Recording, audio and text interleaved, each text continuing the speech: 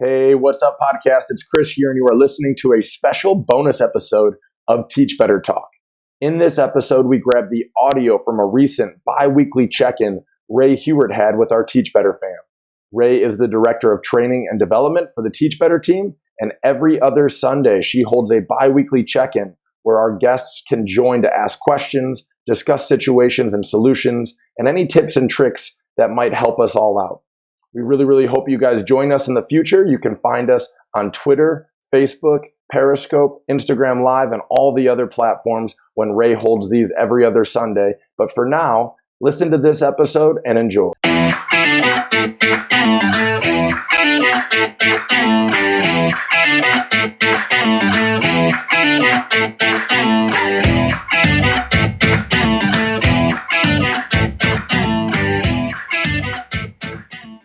All right, fam, bi-weekly family check-in. So usually I can add some context. Usually we only do this in our private Facebook group, which you guys can join at teachbettergroup.com. However, we just decided, why not? We're going to go live, not only everywhere on Facebook, but like YouTube and Twitter and some other places, because we all need a little bit of a boost. A lot of schools have been experiencing some changes this year. A lot of changes have been coming down the pipeline, I know, for school districts across the country. And honestly, we just get together in our private group usually to like set the tone for the week. So this is kind of our Sunday night hangout. So I am so thrilled that so many of you are posting in the comments. This is literally fair game. Like, we can discuss anything you'd like for our bi-weekly family check-in. So post your questions as we go. They can be questions about the classroom, maybe questions about behavior management for a student you're working with. Talk to me about COVID, what questions you're having with remote learning, hybrid learning. This could be questions about the Teach Better team. There's like a whole lot that launched this month. We're just here to send some positivity your way and hopefully have you feeling confident and ready for Monday as you have your cup of coffee and you're getting ready for work. So while you're all typing your questions in and your thoughts and your things that you want to discuss, even if it's just a topic, but you don't really know what the question is, post that in the comments. I do want to say hi to Nikki's here. We have Heidi here. Heidi, it's so good to see you. Danielle and Livia. Oh my gosh, Brianne. It's like so nice when the family gets together. Like, this is how it should be. Carrie and I just had a meeting together on Saturday. Carrie, it was so fun to be in a meeting with you on Saturday and just hear your positivity, your ideas. I love everything that you do. I so appreciate you, girl. And Brad is here. Brad, how's life, dude? Brad is not only active in the Teach Better team, but extremely active in our masterminds. We actually host an administrative mastermind on Tuesdays. I always say every Tuesday, but it's twice on Tuesdays. I need to figure out like the fluid way of saying that. We host an admin mastermind twice a week on Tuesdays. It's in the morning on Tuesday and in the afternoons. And if you have any sort of leadership role, it's a great thing to check out. People don't come every single week. Some people only pop in once a month or when their schedule allows, but it's a great thing. You can sign up for that over at teachbetter.com/mastermind and try it out. So I always encourage people to go register. And then even if you can't make it for a few weeks, at least you have the link, which is kind of helpful. So hello to everyone. I do see Facebook user. I know StreamYard usually hides our comments, which I'm so sorry about for those private Facebook groups. When we're streaming everywhere else, it keeps your identity hidden. So I'm going to pull this up on my phone. That way I can see as people are posting. But I'm so glad you guys are here. My dogs are already goofing off in the background, so I hope you enjoy all of that as well. Oh my gosh, and Neil Gupta, how are you, buddy? It's good to hear from you. So for those of you who don't know me, I will go through that as you're kind of posting some questions or thoughts in the comments for us to discuss tonight. My name is Ray Hughart. I am currently a full-time 6th grade math teacher in Illinois, as well as the director of training and development for the Teach Better family. So I get to kind of 2 roles. I get to be with students by day and then work with teachers and administrators by night and on the weekends and all summer long. I really love that because it makes these types of conversations not only hopefully helpful for you, but super helpful for me. as you guys are thinking about what you want to get out of today, like what energy do you want to pull from so you can really kick your week off strong? What topics are you still chewing on that you want to discuss here as a family? I do want to give you a little update on what's going on in my life teaching. So really trying to make it simple, because I know some of you already have been keeping up with my journey. We obviously went back in August, but we went back fully remote, and we were remote with our students for 9 weeks, like the first quarter. So it's just like 150 students. We were required to go live 3 days a week with students, and we just kind of made it work. And we did get in a groove. And then after first quarter, they said, okay, we're going back hybrid. And so then we went hybrid, and they actually rolled that out slowly. Sixth grade did end up going back first. We were the first group. So we were kind of like getting our feet wet with hybrid. And trust me, as we were going through, it was getting easier and easier. The way that I was functioning in my classroom is that even though I had physically students in my classroom, I was also responsible for students that were remote. So I kind of put those in each student had 3 different categories. They either were fully remote no matter what, and they never came in my classroom. They were hybrid, but they were hybrid on an off day. So they were not in my classroom, but would be the following day. Or they were hybrid and they were physically in my classroom that day, but I wouldn't see them the next day. And so to kind of even out the playing field for hybrid, we decided that we were going to keep the methodology we were using first quarter and really just say that if we're hybrid, we are physically controlling our students' learning environment. I am giving them a safe space to learn. They have strong Wi-Fi. But as an entire family in my 6th grade class, we all started class together. We'd hop on a Google Meet, and that's exactly how we start class every single day. And then that Google Meet stays open the entire class hour. So after our teacher time, like that 6 to 8 minutes where we set the tone for class, students went and worked, and they would just come in and out very organically and fluidly through that Google Meet. And that's when we conference with students and have conversations. And then we all end with goal setting and reflection. So no matter what type of student they were, whether they were quarantined or remote or anything in between, we all started class together. We all were working on the same content, and then we all goal set and reflect at the end, which has been working. So on Friday, we had a good day. It's a pretty good day talking about Thanksgiving with students. There's obviously some rumblings in the air. We're all right, do we think that hybrid's going well? There's been some cases. How is this going? But to be honest with you guys, my classes, I've everywhere from 12 students in a class to 2 students physically in my class. So overall, it's been totally great. And I love that everyone starts together. The culture has been good, the vibe. And then they decided on Friday, go in remote. So to add, I need some teacher love right now. We were scheduled to do map testing Monday, Tuesday. And so in my mind, I'm all right, my new unit doesn't need to be ready till Wednesday. Easy, right?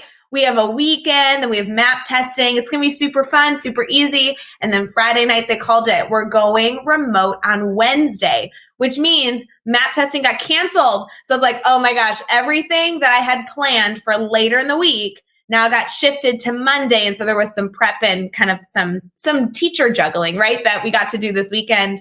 But so Monday morning, both my classes are going to still be in a hybrid setting, in that schedule. We are starting 2 new units. I teach 2 courses of math, so they're each starting a new unit.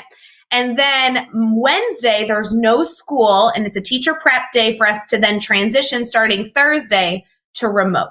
So to kind of set that narrative, the district that I work for has said that we're going to be remote starting Thursday is the official first instructional day remote. We're going to be remote until at least December 7th. So that's kind of the world I'm living in now. They did change some of the rules for remote, which was kind of interesting. Before, they wanted us live 3 days a week for at least 20 minutes. And from what I understand, and I apologize if I'm speaking out of turn, there's a lot to read with the changes, but they want us live 4 days a week for the entire class hour. So that's going to be a little bit of a shift, not only for myself, but for all students and for all educators. And so I think people are just trying to process this weekend and make appropriate shifts. So I give you that context because I know we're all living this, and we're all kind of in a different bucket. We're all in different situations. But as a lot of you know, when you've been with us, if you've been with us since the beginning of the shutdown, kind of like March 13th last spring, the Teach Better team has done a lot to like shift and just try and support. And so I really wanted to kind of let you know what was going on in my classroom, because maybe there's a question that sparked from that 5 seconds ago when we started the video, you're like, oh, I don't have any questions, Ray. It's good to see you. And now when I'm asking out loud, you're like, ooh, that gives me an idea. I have a question or an idea I want to share or a resource I think would be valuable for anyone in this family. So I love that the comments are flowing. I cannot wait to read them. So I'm sorry I haven't been, as I've been kind of going through how the last few months have been in my personal classroom. But remember, our biweekly family check-in usually streams in our private Facebook group. But right now, we are streaming on our Facebook page, our Facebook group. We're on the YouTube channel for the Teach Better team, and we're also streaming on Twitter. So if you have any questions about anything that we can help with, whether it be classroom related or team related or whatever, let us know. I will even accept all puppy related questions. We will essentially be live until there's no more questions. We just use this time to help you start your week right. So hopefully this is getting you off to a good start. I love Livia is commenting on the mastermind. I mentioned the mastermind earlier. This is such a great free opportunity for admin leaders to get together. It is all facilitated by amazing Teach Better team member, Dave Schmitto. I just think he does an amazing job. So Tuesdays are twice as nice. There we go. I love it. Super cool. Oh, Jillian, I'm so glad you're here. You were a Facebook user. I'm so glad that you popped on and said your name. Danielle looks like she's starting us off with the first questions. That's so exciting. Just curious. When will you send me the result of how I won the free PD, since you all want to come to 80 degrees California winters? Good. Danielle, anytime we do a free PD giveaway, we do try very, very hard to choose our 10 professional development sessions as quickly as possible. And then we reach out to the administrators that were listed for the free PD. Do me a favor, Danielle. Chad will know all about that, and so will Jeff, because they kind of tag team that project together. So email Jeff at teachbetter.com, or you can email Chad at teachbetter.com, and they can give you an update on how that goes for sure, without a doubt. Neil, it's so good. I'm so glad that you're here. It's so good to see you. So good to see you as well. Hey, Ray, do you think it is best to be hybrid or remote? Is going back and forth difficult? It's a great question. It's actually a very similar question that I just had with my principal. I have a ton of respect for the principal that I'm fortunate enough to work for. He is so smart and has done so much. He is always so student focused, but then really understands like the teacher perspective, which makes for a great leader.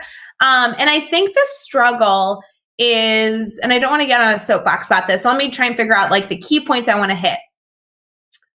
There's probably two key points I want to hit. One is when our families at any point throughout the semester, but really in August is what I'm thinking, decided to either be fully remote or hybrid. I feel like it could have been more appropriately presented, and maybe it was and I just didn't hear it, but appropriately presented as you either fully remote, which gives you consistency, or you are hybrid, which means things can change in an instant. I really feel like that hybrid was giving our family some comfort of like, yes, it helps me with so many things that the kids are out of the house and they're in a safe learning environment to learn and their teachers are advocating for them, and all that is true. But I think the struggle with hybrid was really that it can change so quickly. And so to your point, is going back and forth difficult? That is probably the biggest piece that I've heard. So what I have been encouraging all educators to do in the Teach Better family is that you always need a plan to be remote, and then you can adapt from there. So the way that my classroom works, my students take on themed internships that are all sponsored by local businesses, and they learn through a mastery framework. So to put that in like Teach Better language for you guys that know all the work that Teach Better does, I use the Teach Further model and the grid method. So I use the Teach Further model for like student engagement, intentionality, and purpose with the content. And then I use the grid method to ensure that my content is like standard aligned and rigorous and focused on like student understanding above all, right? And so when you layer these together, it's kind of like a sandwich. It's super good. But with that being said, the grid method has a ton of classroom management strategies that I'm using that work so fluid throughout the change from remote to hybrid. So I'm dealing with much more of supporting my student social and emotional health with the transition from remote to hybrid and the back to remote. I'm not feeling like it's going to be a big shift for me in my classroom content wise. My students already know how to advocate for their learning. They already know where to get access to their information. They already know how to get continual feedback on their progress. And these are things that are so integrated into our like day-to-day schedule that because in a hybrid setting, we were still using Google Meet, we were still using remote tools.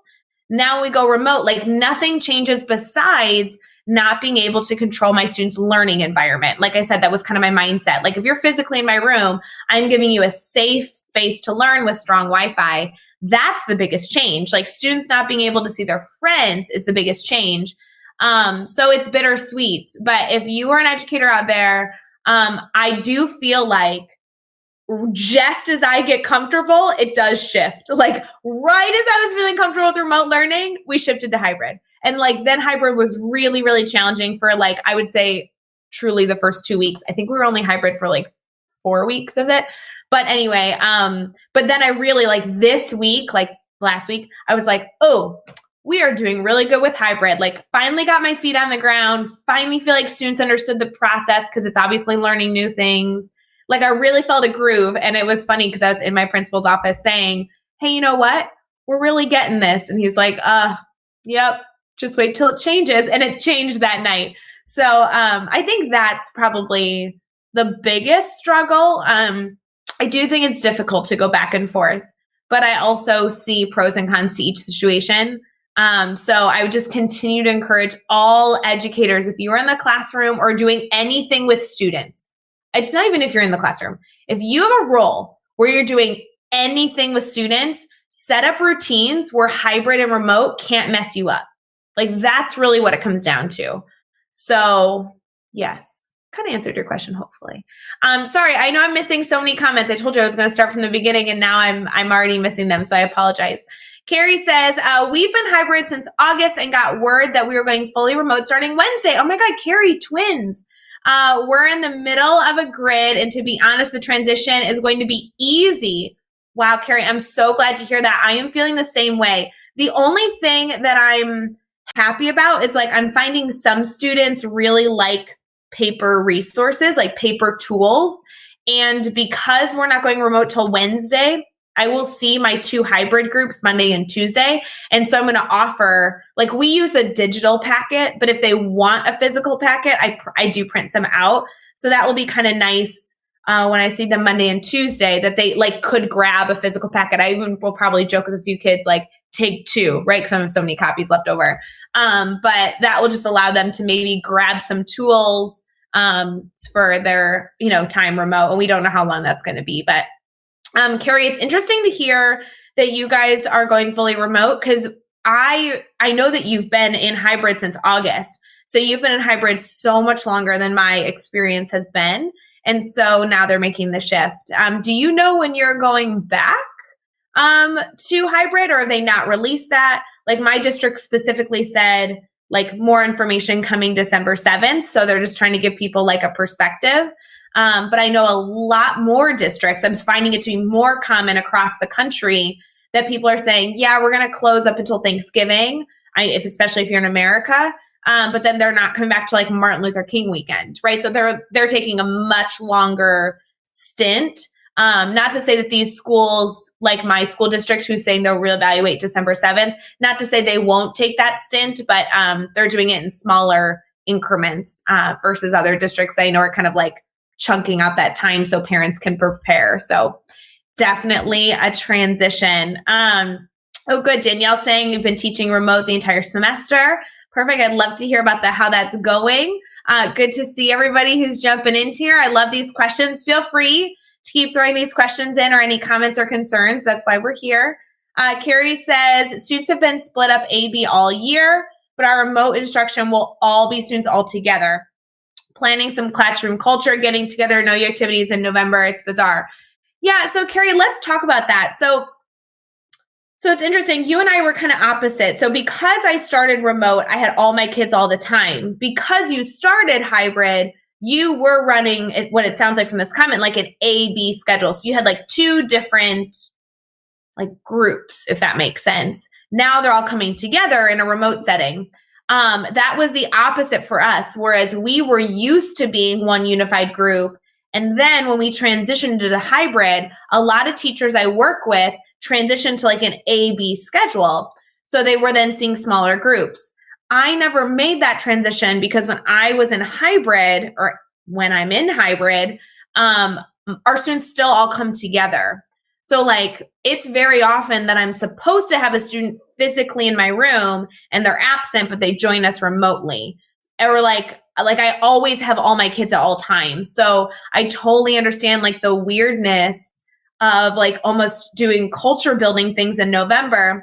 But maybe this is a beautiful opportunity, Carrie. Like, isn't this such a nice opportunity right before Thanksgiving to like kind of build people up again, you know, kind of do some get to know you stuff. I really think a lot of that fun get to know you stuff should be brought back throughout the year. You know, I see so many teachers that get so burnt out, like, you know, right before the holidays, or February is like such a hard month, or sometimes October is such a hard month for educators. Like, rather than just struggling, but then pushing with content, what if those times we brought these other experiences in, some of those culture building experiences? Because I think that is a really valuable way to kind of reset what's going on in your classroom. So I think this is a good thing, Carrie. I want to hear about what you're planning on doing, because sometimes like icebreakers, get to know you, culture building stuff, they get like super old. Like I feel like I use the same ones over and over and over. So I'm interested in hearing, especially remote, right? So like remote would add a whole different flair to that. So that's super fun. Carrie says, we were told we're going to go back to hybrid January 4th. Okay. So yeah. So it'll be remote, like all through Thanksgiving, all through like the holidays, and then you'll come back in theory hybrid. So good information.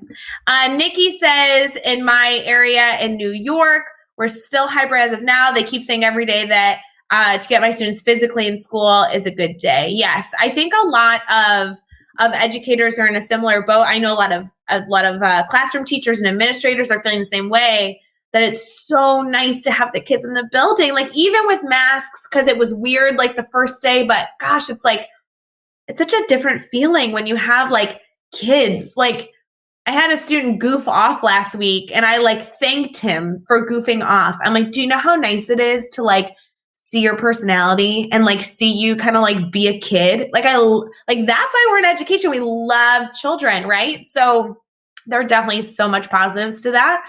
But on the flip side, obviously we want to keep them safe. So finding that balance will be interesting. I am excited to see the difference that remote learning might look like after having the students in a hybrid setting. So for example, when we started remote learning, we had never met our students. So because we started remote in August for me personally. So when I met them in October, you were kind of like, who is that? I kind of know that student. We've been conferencing a bunch, but they look different. Or, oh, that's not what I expected. They're so much taller, right? There's like so many like funny things that we did our first week.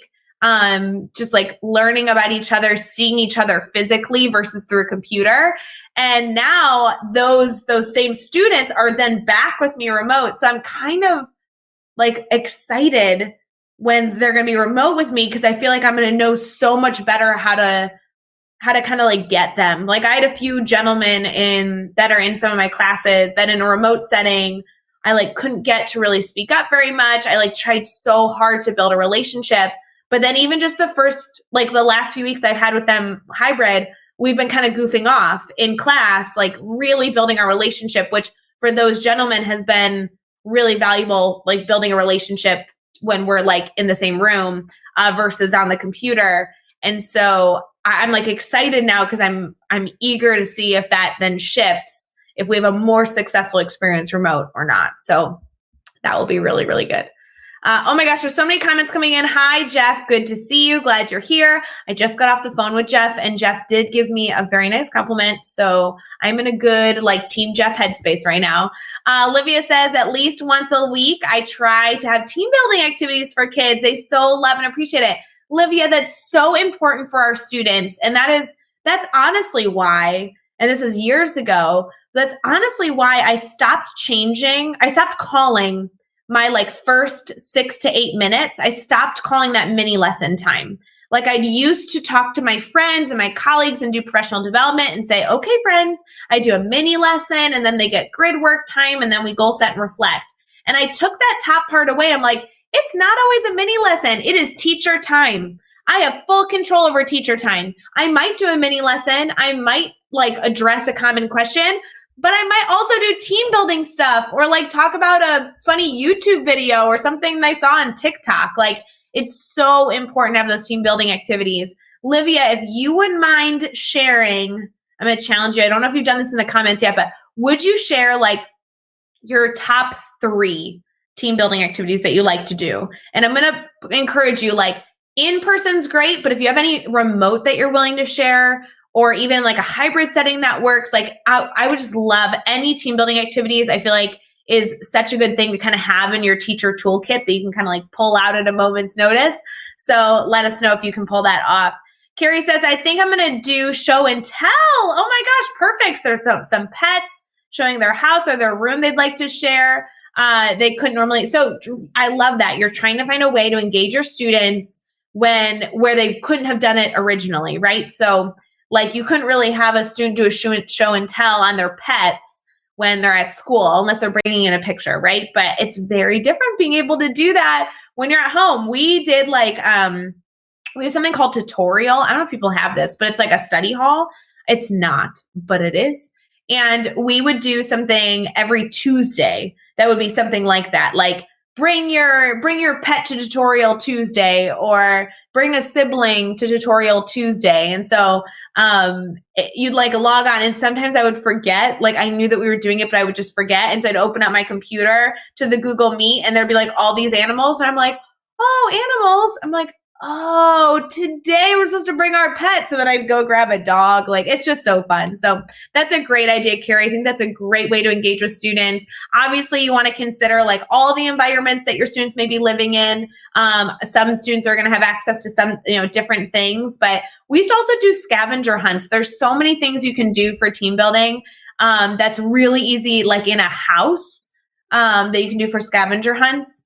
I don't know if you guys remember, we did daily drop-ins every morning. We've done them periodically, but we did them every morning in the spring, which was so fun. And Michael Jennings was maybe one of my favorite ones that we had. And his daily drop-in, which you guys could find on YouTube, by the way, if you didn't catch it. But his daily drop-in specifically was about bringing in movement and physical education into a environment that was remote learning at the time. Everybody was at home and not going anywhere. And so he was giving examples of household items every student probably has at home and how they could do an activity with it. Things like towels and brooms and forks, right? So those are things that if you're okay, every student is probably going to have some sort of blanket. Let's give them access to go run and go get that. So usually we have a timer, and they have to run and go grab something and then come back. So anywho, I'm on a tangent, but those are some fun stuff we did. Carrie says, oh, good. Show and tell middle school edition. Yep. I like that comment so much. Jessica says, I've been in person since August, but are hybrid for students who need to be home. It's manageable until we have to quarantine over half a class. Yep. Is still maintaining our regular schedule.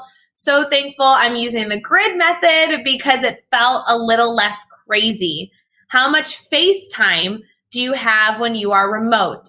Jessica, this is such a great question. I'm so glad you threw this in their comments. And feel free, by the way, guys, I will be live until there's no more comments or questions, so throw them in. Jessica, you asked a really good question. So first and foremost, I'm glad the grid method gave you some stability. I felt the same way because my grid is provided to students digitally and kind of is our home base for our learning for that unit. They can access it anywhere. So whether a student is being pulled out because they're a close contact and so they immediately have to quarantine, I'm not like trying to like shuffle and find tools because they have the tools they have access to at any point that they need. So it's a huge benefit. I'm so glad you feel like it's been less crazy. I have felt the same way. And so when I do my remote schedule, and actually when I do hybrid, I run the exact same schedule. And it's obviously like a smidgen different, right? Because like you speak a little bit differently when you have kids physically in your classroom. But here's the breakdown of what I do. And then Jessica, if you have a specific question of how I can help you to answer that last question that you had here is like, how much face time do you have when remote? Here's how I operate. The first thing I want to preface is that my school district did require a specific time that we were live. So it was kind of like a blanket statement for all, I think it was middle school, maybe secondary educators. So before we had to be live 3 times a week for 20 minutes.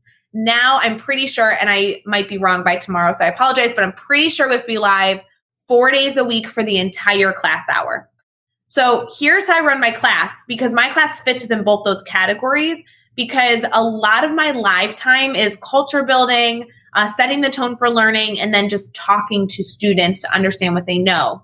So you're talking about FaceTime. I consider FaceTime not only my check-ins that I have with students, but also the opportunities that I put into our grid, that I put into our learning, where I'm talking and conferencing to confirm understanding of my students before they move forward. So when students are here, we all start together. Like if we were starting class at 7:30 at night right now, we'd all be logging onto a Google Meet. That's the platform we use. I know I've used Zoom and WebEx and everything else, but for my district, we use Google. And we all hop onto the Google Meet. And when they hop on, I have a slide sharing like some directions, like what their physical space should be like. The first thing they always have to do is match their physical space. And then I just tell them to jam out to music. So I usually like a blasting music. So then I turn down the music and then we all start together for like 6 to 8 minutes. I call this teacher time because I can do anything I want during that time. Sometimes it's going over the checklist for the day. Sometimes it's doing like a goofy team building activity. Sometimes I go over like a problem that I think would be valuable. I really like this. It just kind of sets the tone of learning. Like we're thinking, we're questioning. I really like to get students talking. This is not usually a time that I'm having them take notes. This is usually a time that I'm having them unmute and talk. So it's less about, all right, pick up your pencil, write down 5.3. Like, no. If I need to do like instruction, high stakes instruction, I usually would do a pre-recorded video for that. This is really like getting them in the mindset of like thinking, speaking, interacting, questioning. From that point then, they have the rest of class up until the last 5 minutes. Last 5 minutes, we goal set and reflect. They have the rest of class to work on their grid. And so I'm using a Bitmoji classroom to kind of house all the tools. I don't know if you've seen that, Jessica, but essentially I give my students a checklist, and the checklist is the same every single day. It's number 1, start on the Google Meet link, which they're already doing with me. Number 2, check that you've updated your tracking page, because the tracking page is where students advocate for their needs. Number 3, work on the grid. And so then I put the classroom goal of the grid, but obviously they can either be behind or beyond that point. Number 4 is always, hey, just checking, have you updated your tracking page? And then number 5 is seesaw, reflection, and goal setting. So they are like going through that checklist, and then that Google Meet stays live the whole time. So anytime they need a teacher conference, anytime they have a question, they pop onto the Google Live. So for me, when I'm thinking about like how much FaceTime I have with students, I have FaceTime with students not only every single day, but for a long time, because they're not only popping in at the beginning, but I'm conferencing with almost every student every day on something.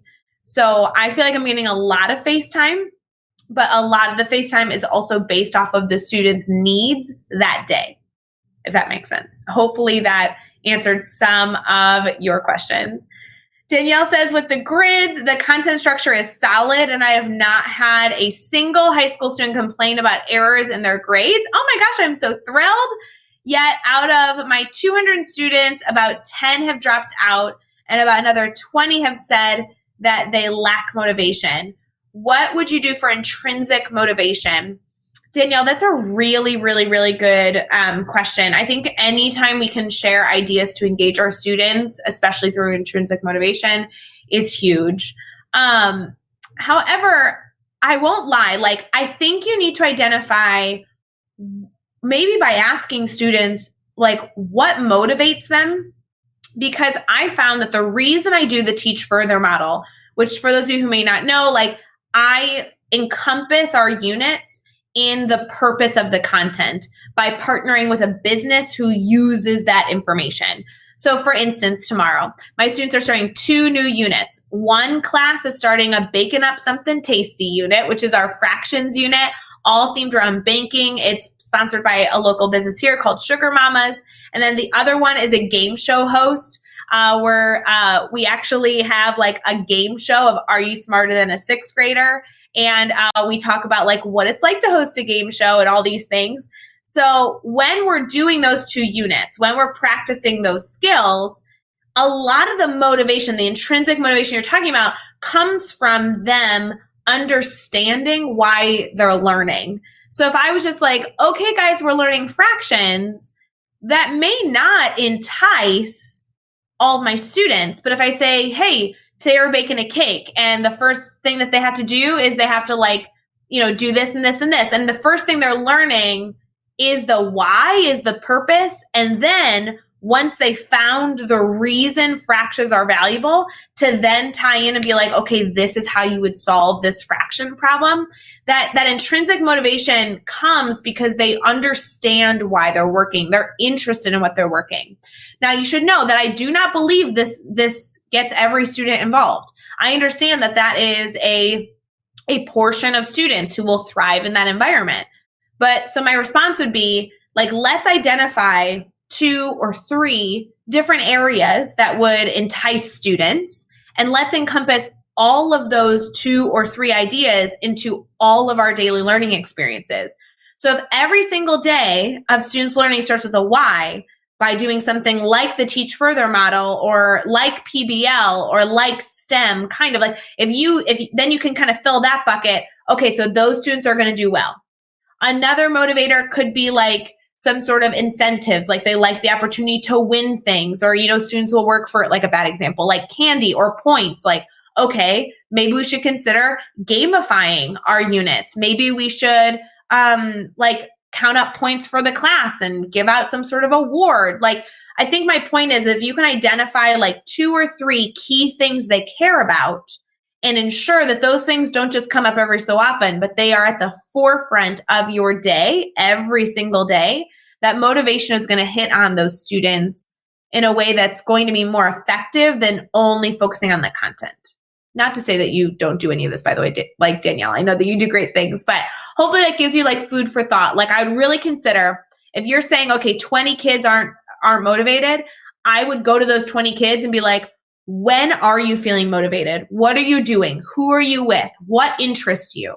Okay, how can I then take all that information and bring that into my classroom somehow? So I'd love to hear about how that goes for you, Danielle. I know that's a process, but like don't focus on anyone else except those 20. Those 20 already said, hey, I'm over here not motivated. So that's your focus group. Like, that would be a great opportunity for them. Livia says, depending on how much time you have, life in a bag. Ooh, kids put 3 to 5 things that fit in a sandwich bag to share. I love that, Livia. That's a really, really good idea as a way to build community and have students share. Another idea is I spy with my little eye. Students had to be observant. They took turns. I love this. That's a great idea. Great idea. Jessica says, that's pretty much how I'm running things now. I just have a few who tell me they don't learn well from videos, but trying to teach on Zoom is so tricky. So thanks for the tips. I'm nervous for them to go fully remote. Jessica, I wonder if this is the point where Ray gets on her soapbox. I love that you just said this, Jessica, because I think this is important. I have heard so many parents and teachers being like, my kid doesn't learn well via video. And you should know that for a really long time, I was like, oh, then what else can we do? And I Like truly, like I have heard that for years. I've used video as instruction for years. And first it was like, oh, I grabbed this video off YouTube. Maybe they'll learn better with video if I make it. And then it went I've done so many different things. So I have two comments that I want you to consider. One is your students absolutely can learn via video because all of us, including them, are living on our phones. Like when I need a recipe, I am going to my phone and I am learning from a video. If I need to learn like how to change batteries that I can't figure out how to open, like the remote control, which Tom not saying happened yesterday, but maybe happened yesterday, I'm Googling it and I'm watching a video. And for me to learn that, the reason I'm able to learn in a video is because I know exactly what I'm looking for and I know exactly how to feel confident when I'm doing it. So for example, when I was looking up how to open up my remote control and put batteries in it, stop judging me for that, by the way. But when I was doing that, I scrolled through the videos, I chose the video that matched my remote, and I didn't have to watch the 5-minute video. I didn't have to do that. I just needed to know where the stupid button was that would release the lever where I could put the batteries in. Do you know what I'm saying? So I had a purpose, I had a mission, and I knew exactly what success looks like because once they showed me where the button was, I knew that I got what I needed from the video. So I could pause it, I could go to the remote, and I could open it up right away. So my comment for not being able to learn in a video could be because they don't know what they should be focusing on or how to learn through a video when there's a lot of information. So a lot of us learn through videos because we have very specific steps about a very specific topic. And so if we can take those same ideas that we would use in our normal day-to-day life and then apply them to content, they need to be short videos. They need to be targeted, and we need to teach our audience what it feels like, what it looks like to learn in a video. So, for example, silly things. I'm saying you guys probably do this, but silly things like before you start learning, what should your physical environment look like? Should your sound be on? Like, should you have a writing utensil? Is there notes that go with this? Like, set up your culture first. As you're watching the video, you are constantly cueing your audience. I'm paying attention to this because this is important because if something's important, is it bring me value to write these things down? What can I do in the future to remember this? So you are doing so much more facilitating than teaching in a video. And then when the video gets to the point, whether it be halfway through or at the end, you're saying, what does it feel like to understand this? Because even in my videos, when I'm talking to students, I'm like, if you understand this, do not waste your time watching a 5-minute video on how to put batteries in your remote. If you open this up and you found what you needed and you feel confident on everything else in this video, then do not stop your learning by wasting your time. Put the video away and go move to practice. And so if we can teach our students this ebb and flow of learning, that's going to bring so much more value to your video. Because you know what? Students also can't learn when the teacher stands in front and just talks at them. And the reason that doesn't work either is because, again, the student doesn't know why they're there, what they should be focusing on. They're just trying to get through the day and check the box. Whereas you can open up a TikTok video and they can learn an entire dance via TikTok. Why is that? They're engaged. They understand the goal. They're committed to the mission. They are only getting the pieces of information they need and they don't care about anything else. Like, these are all things we have to start finding ways to incorporate in our videos. So I love that you brought this up, Jessica, because I hear it all the time. And my challenge would be for us to continue to question. So the first thing, I know I just spewed a lot at you, and I'm so sorry I got on my soapbox about that, Jessica. I love the question. My first suggestion for you would be to go to the student who says that they can't learn via video and have a really honest conversation. Like, yeah, I have totally watched a video and not learned anything from that. I wonder why that was. And have an honest conversation. What's the hardest part of videos? A lot of students for me that I've had these conversations with, they're like, it's boring. Or they're like, oh, I didn't understand it. And I'm like, oh, was your volume on? No. Okay. So that's a suggestion. I'm like, were you taking notes? No. All right. That's a suggestion. Did they have an environment where they could question after consuming the information or interact with the learning after consuming the information? No? All right, well, I can incorporate that. So if we can do these little things where like they can tell us rather than having us guess, then you're going to be able to adapt so much more quickly to support them because there's so many different things. But if they can be like, I don't know, it's really hard.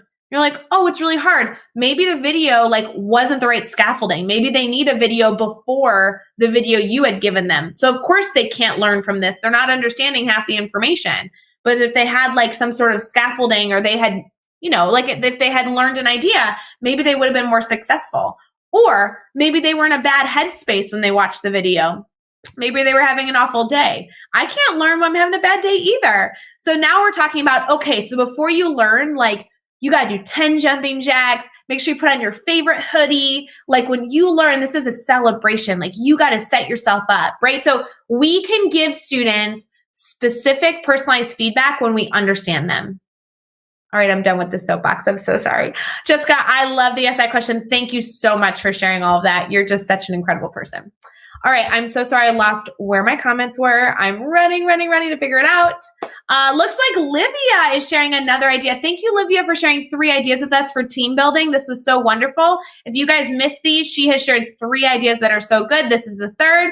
Another idea for community building. We had different themed days, teddy bear picnic, bringing snacks in. Oh my gosh, so fun, crazy hat day. Oh my God, pajama day. That would be a great, easy thing to do. I love that. Hold on, I need to scold my dog. Hey, Harvey. Thank you. Okay, I apologize. Moving on. This is so good. Livia says, I started teaching my students how to sketch note this year. Oh my God, that's such an incredible way to take notes for so many students. This made a big difference to understand what they watch and learn. Oh, Livia, fantastic suggestion. Joe says, thank you, Ray. You don't know how much I needed to hear this right now. Good, Joe. That's why we're friends, buddy. I'm always here to help. Livia says, teach them that it's a good strategy to stop, rewind, and rewatch. Absolutely. I cannot tell you how many times I do that in videos all the stinking time. Just like a book, if you don't understand, you reread until you do. And what a great comparison. That's something that every child's going to understand. The idea of rereading something is so similar to rewinding. I'm going to use that tomorrow on my own classroom. Jessica says, no, your soapbox totally helpful. I'm glad, Jessica. Sometimes it feels like biweekly family check-ins, we just get on crazy tangents, and I always hope they're helpful, but then there's that one person. Usually at this time, it's like a 7:35 Central, and this is when I read your question too. I even looked at the clock. I'm like, it's that time again where somebody says something, and it hits a nerve, and Ray gets on her soapbox. So thank you for giving me a space to just word vomit, because as silly as it sounds, well, I hope it's helpful for you. I feel like I just got a whole new mindset of things that I'm going to start asking my students about on Monday. So I get so much from being able to chat with you guys and answer your questions. So thank you for being a part of this. Jessica is thanking Livia. That's so awesome. I really think that being able to do this all together is so powerful. All right, guys, I am doing a last call for questions. If there is anything that you want to talk through, whether it be Teach Better team related, classroom related, anything, let us know. Really quick, while you're typing those final questions, I do want to let you know that there are some big, amazing celebrations that I just want to give a shout out for. One of them is that the advisory group for the Teach Better team is starting next Sunday, which, guys, I cannot tell you how excited I am about. The coaching series that the Teach Better team launch has 3 tiers, and tier 1 is truly just an advisory group. We're going to be doing stuff like this, but we're doing it once a month in a private Zoom link, and we are going to really build community and build a family with our like powerful tier 1 coaching team. So if you are somebody who is enjoying like our biweekly family check-in, if you want this more frequently, if you want to kind of be able to speak in a little bit more of a setting where we can have a dialogue versus you just commenting and me being able to like word vomit, that's what we're going to do. We're going to hop on a private Zoom link. We're just going to talk shop, and we're just going to make sure that everybody is supported. It's super affordable. You can find out all those details at teachbetter.com/coaching. And remember, you really have to sign up for that like tomorrow, because I think Tuesday is the last day to sign up for that. But sign up like today or tomorrow.